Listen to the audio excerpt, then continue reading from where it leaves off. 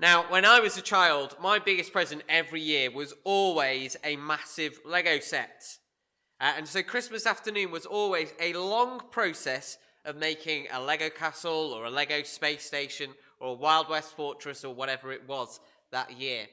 And my sister told me a few weeks ago that after I'd built it, it would always go right on the top of my wardrobe, and I would tell her and my brother that under no circumstances for the rest of their lives were they ever to touch this Lego set. Why? Well, after all the time and effort that had been taken to make this Lego building, I didn't want to have it ruined now. Well, perhaps that's how life feels for you as we draw to the end of this year. Think back to January 2020, when all but the biggest health freaks among us would not have even known what coronavirus or COVID was. I wonder what you'd got planned. I wonder what you'd taken for granted was going to happen in the next year. And I wonder how much of that feels like it stands in ruins now. The job that has been taken away. The happy life that seems to have become overwhelmed with stress. The relationship that has become strained. Whether it's because of the present circumstances or just life, everything can feel like a building that's in ruins. Well, Jeremiah writes at the very point of ruin. The city is literally in ruins around him. Children have been carted off into exile. Farmlands have been razed, so businesses are destroyed. There is nothing. And yet Jeremiah speaks in our passage of a great rebuild. The broken city not only being rebuilt to its former glory, but being built to an even greater glory. And this message of rebuilding, as we'll see as we go through this passage, wasn't fulfilled until that first Christmas hundreds of years later, and in some senses is yet awaiting its final fulfillment. But even though that message of rebuild was a long way off, it gave these people hope. And if it could bring them hope, maybe it can bring us hope too. When life feels like it's in ruins, Jesus offers a rebuild. But how? Well, we're going to see three things that Jesus rebuilds in this passage. Firstly, we're going to see him rebuilding the ruined people. And that's in verses 18 to 21. Jesus will rebuild the ruined people. Israel was, in a sense, God's masterpiece building. It was this great people that was saved out of slavery. They were given a king who followed God, a temple to worship him in. If you've been listening on an evening, you'll have seen the amazing beauty of God's plan for Jerusalem. But it was ruined. Most of Jeremiah tells how this masterpiece of God had been ruined, not primarily by the Babylonians coming in, but that it had been ruined by Israel's sin. The kings, the priests, the prophets, the temple, all the way through Jeremiah, we've seen how they have been ruined until eventually God had enough and sent in Babylon to take them all away. But you know what? Just as Israel was the cause of its own downfall, the same is true of us as well. The reason our life feels like a ruins, like someone has taken a sledgehammer to it, is because of human beings. Yes, on one level, by the sin of others, often we're more aware of that. The sins of parents or children or family or colleagues or government or whatever it may be. But more to the point, like Israel, each one of us here has been ruining our own life. When we break God's law, it's like letting a 2-year-old loose in an art gallery with an open tub of paints. We ruin the masterpiece God has made. What hope is there in that kind of situation? Well, if my Lego was ruined, then there was no hope of my 5-year younger sister sorting it out again. The Creator had to rebuild it, and that's what we see here. Verse 18. This is what the Lord says. Notice that, I will restore the fortunes of Jacob's tents and have compassion on his dwellings. God himself will sort out the ruin that he sends. And notice, even more incredibly, he has compassion. These people have broken his law, they've turned away from him, and yet he has compassion and pity upon them. We go on in verse 18. The city will be rebuilt on her ruins, and the palace will stand in its proper place. Now, some of your translations might have hill or mound. Actually, both are true. In the time of Israel, there were these great mounds built of the ruins of cities. And actually, that's where archaeologists find a lot of stuff today. They look like hills, but actually, they're mounds of ruins. And what you did, if you had a sort of population influx and you wanted to rebuild a city, is you'd go back to the old blocks and you'd rebuild using those same blocks. You wouldn't go off to a quarry and make your own. You'd start with what you had. And that's what Jeremiah is describing here. The same ruined bricks are being rebuilt into something greater. Verse 19, from them will come songs of thanksgiving and the sound of rejoicing. The songs that we actually have from Jeremiah's day are found in the book of Lamentations. They're funeral songs, songs of pain and suffering. And yet in God's glorious rebuild, joyful singing will return. We carry on. I will add to their numbers, and they will not be decreased. I will bring them honor, and they will not be disdained. Their children will be as in days of old, and their community will be established before me. I will punish all who oppress them. Imagine saying this in the community that had seen their children taken off into exile. Imagine the impact that would have had on the community. And yet Jeremiah promises that one day the people will be re-established, the children will return, and the community will be established. That word there is actually the word that eventually in the New Testament will become church. It's a worshipping assembly. And that is what God is describing here. He's going to gather together, he's bringing together again the children of Israel for worship. Now, if you know your Old Testament, you could be forgiven for thinking that this prophecy was fulfilled in the time of Ezra and Nehemiah. They came back from Babylon 70 years later. They rebuilt the temple, they rebuilt the walls, and they brought Jerusalem back. But the next part of the prophecy shows us that there is something further in view. Their leader will be one of their own, not from another nation, one of their own. Their ruler will rise up from among them. I will bring him near, and he will come close to me. For who is he who will devote himself to be close to me, declares the Lord. Notice the rhetorical question there. Who really can come near to God? Israel, at this point, Jerusalem, knew the kind of kings that they'd had in the past, many of which had fallen far short. And here we're talking about someone who's supposed to come close to God, which only the purest can do. But the New Testament shows us how this could be, doesn't it? It shows us God himself becoming a man. God and man combined in the closest possible way. And that leads to the ultimate end in verse 22. So you will be my people, and I will be your God. What an incredible restoration project. What does this mean for the ruins of our life? Well, some of us look at the ruin that sin has caused and we become fixers. We say, right, I've got to sort this out.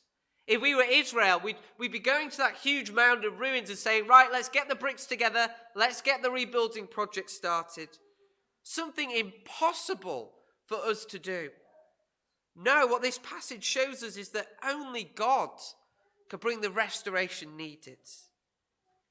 But if some of us become fixers, others of us become despondent. We look at the ruins and we think, it's gone.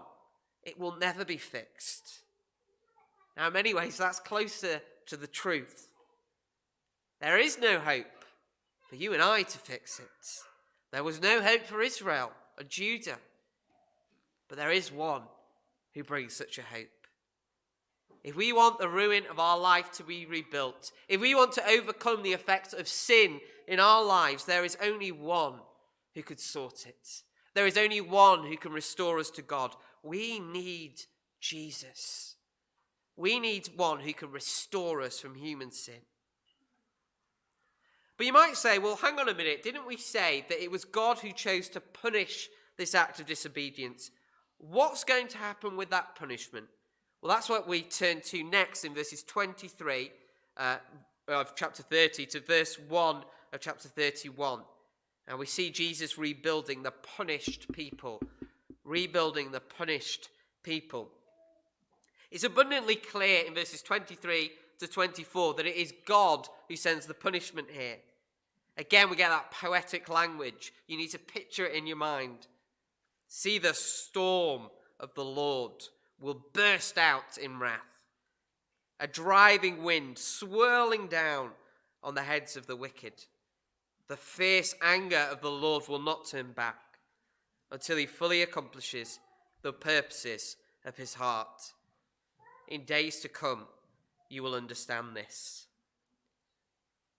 Now, this language is actually not new. The same words were spoken in Jeremiah chapter 23. At that point, Jeremiah was a lone voice. Let's imagine that all of us in this room were prophets. All the other prophets were saying, don't worry about Babylon, Israel. God's with us. It'll be okay. And Jeremiah was the one lone voice saying, no, wrath will surely come, with these exact words. At the time, no one listened to him. But now, there's absolutely no one who would have denied that that prophecy came to pass. They've already been fulfilled. Jerusalem is crumbled to the ground. When God promised he would punish sin, he followed through on it. But why do they need to see and be reminded of this past punishment? Well, I don't know. Those of you who live locally, you perhaps get those updates that Haslington Police put onto Facebook. PCSO Jolly, who often turns up at our family events, she'll often be pictured with a speed gun, and there'll be the caption, 24 people have been caught speeding down Crewe Road today. Why do they show that? Well, the purpose is so that you will look at that, and the next time you're driving down Crewe Road, you'll think to yourself, hang on, if I speed here, I could be punished. It's a warning. And similarly, Jeremiah is warning his original audience, and he's warning us, that God is a God who punishes. God is a God who brings wrath. But that's not the end of the story. He goes on saying, in days to come, you will understand this. And it follows straight on in chapter 31. It's one of those points where it's not the best chapter break.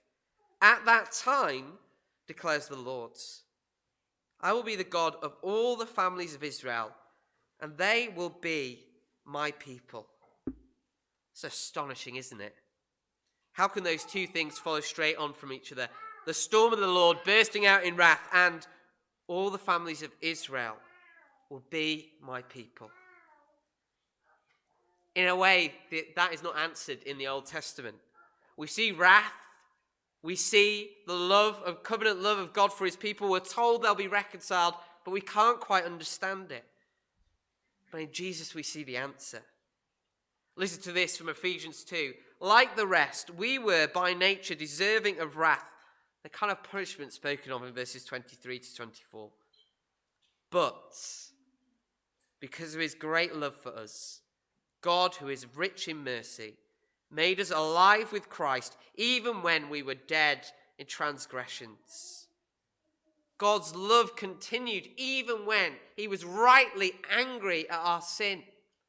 And he sent Jesus to pay the penalty for our sin, to take God's wrath on our behalf. And that means it can both be true that the storm of the Lord bursts out in wrath, against sin. And in verse 1 of 31, that God will be the God of all the families of Israel, and they will be his people. Not only is Jesus going to rebuild, he's going to rebuild the very people that deserve punishment for sin. Now, when we see that we deserve to be punished, it shouldn't drive us from Jesus, but it should drive us to him. Just like Jerusalem sitting in ruins, turning back to God. When we see the ruin we have made of our lives because of our sin, it shouldn't make us go away from Jesus. It should make us run to him and say, I simply cannot do this on my own. I need you. Well, the final rebuild we see in verses 2 to 6 is Jesus rebuilding the divided. Now, we're going to have to do a bit of a history lesson here, so forgive me. Israel, at a certain point, divided into two parts. There were 10 tribes in the northern kingdom that became an independent nation. Sometimes that's called Israel. Sometimes it's called Samaria or Ephraim. You'll see those names in a few moments' time. And then the southern kingdom was Judah, and it was also where Jerusalem or Zion was, and so sometimes it's referred to as that. And that's where the true temple was. Now, there was a huge rivalry between the two. In fact, Samaria created its own religion to rival the temple, as the kings refused to let people go down to worship God in the south. Now, Israel had been sent into exile a long time before Judah was. They didn't really exist anymore. Jeremiah is in Judah, so it's very strange that there's a lot of talk about Israel that comes up. Verse 2, this is what the Lord says. The people who survive the sword will find favor in the wilderness. I will come to give rest to Israel. Again, this is Jeremiah drawing on something that's been said before, this time very similar to what Moses said to this united nation when it came out of Egypt. But we go on. The Lord appeared to us in the past, saying, I have loved you with an everlasting love. I have drawn you with unfailing kindness. Those are beautiful words. Simon mentioned them last week. But they're not actually Jeremiah's words. I wonder if you recognize them from when we did Hosea, because that's where they come from. Hosea, a prophet to the northern kingdom. We go on in verses 4 to 6. I will build you up again, and you, virgin Israel, will be rebuilt. Again, you will take up your tambourines and go out to dance with the joyful. Again, you will plant vineyards on the hills of Samaria in the north. The farmers will plant them and enjoy their fruit. There will be a day when watchmen cry out on the hills of Ephraim, again, the north, come, let us go up to Zion, Jerusalem, to the Lord our God. What we see here is that the people of Israel are coming together again, north and south recombined. The people who'd gone away from the temple in Jerusalem returning to it. Now, at this point, remember, Israel did not exist and Judah did not exist. Jerusalem didn't even exist. There was no temple. And yet Jeremiah foretold a day when both nations would be reunited together. Nations that hated each other. I don't know whether you had this. One of the favourite lessons I had in RE at school was we did the story of the Good Samaritan. Samaritan, Samaria. That's where the word comes from. And we had to sort of think of two groups that were similar to the Samaritans and the Jews. So when I was at school, we'd usually come up with, I don't know, Liverpool fans or United fans if we wanted to have a joke. But if we were being a bit more serious, although it's not so much of a joke on a derby day to go to Liverpool. But if we wanted to have not so much of a joke, we might have said Northern Ireland and Southern Ireland. Or the Taliban and American Marines. That's the level of difference between those two groups. And yet they came together. They came together around the one God would send. Jesus once went through Samaria. He spoke to a Samaritan woman who asked him whether she should be worshipping where she was in Samaria or she should be going to Jerusalem. And Jesus declared, "A time is coming and has now come when the true worshippers will worship the Father in spirit and in truth, for they are the kind of worshippers the Father speaks." He's saying that the temple now isn't so much a place, but it's the worshippers, it's the people who turn to the Father through the Son in the power of the Spirit.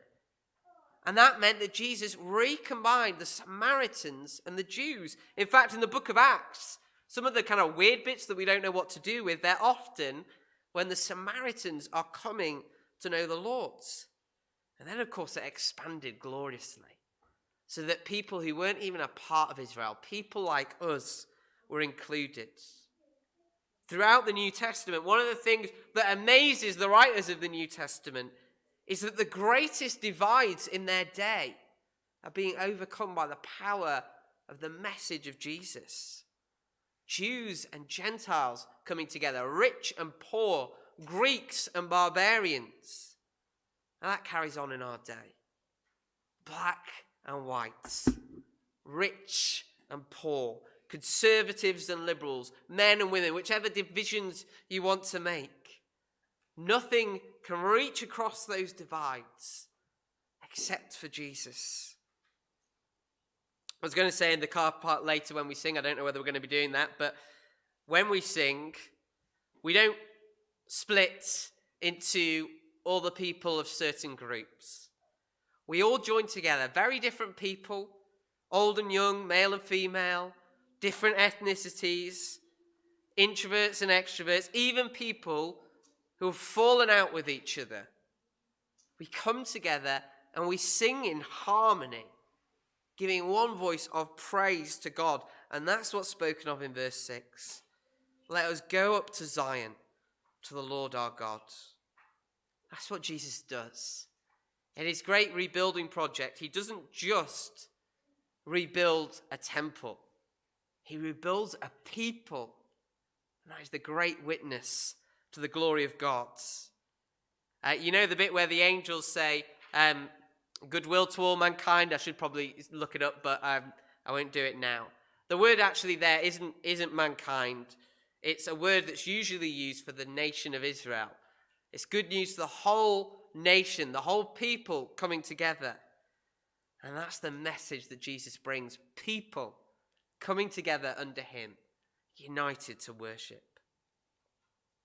Now, when I was in Cardiff, every year there used to be a winter wonderland that was set up in the city centre. So overnight, Christmas stalls would appear, ice rinks, decorations. It was fantastic. Yet every year, as the Christmas holidays ended, it would be taken apart to disappear for another year. And for many of us, that's what Christmas is like. It's a little break in the midst of a lot of sadness, especially this year. We'll get to see people again that we've not seen for a while. We'll sit together again. But then Christmas will be over and we'll be plunged right back to the way things were. Maybe even worse, who knows? Is that what Jesus' Christmas rebuild is like? A moment of festive cheer in December that will disappear for the rest of the year? No. The rebuild spoken of here, the rebuild Jesus brings, is eternal. It is rebuilt of blocks that can never be taken down again. The question is, will you let him rebuild you? Some of you perhaps are trying to get your life back together, but any fixes you can make are only temporary. It's like when someone who doesn't know what they're doing starts to try and fix the gas in their house. Just get the expert to do it. Jesus says, come to me. Let me rebuild you so you can be part of the glorious temple I am building to the praise of God. If you hear his voice calling you this morning, come and say, I am ruined. Jesus, rebuild me. What if this rebuilding work has already happened? Well, verse 19 says, from them will come songs of thanksgiving and the sound of rejoicing. Let us rejoice. Let us praise the God who has loved us and has rebuilt us into a temple to his praise.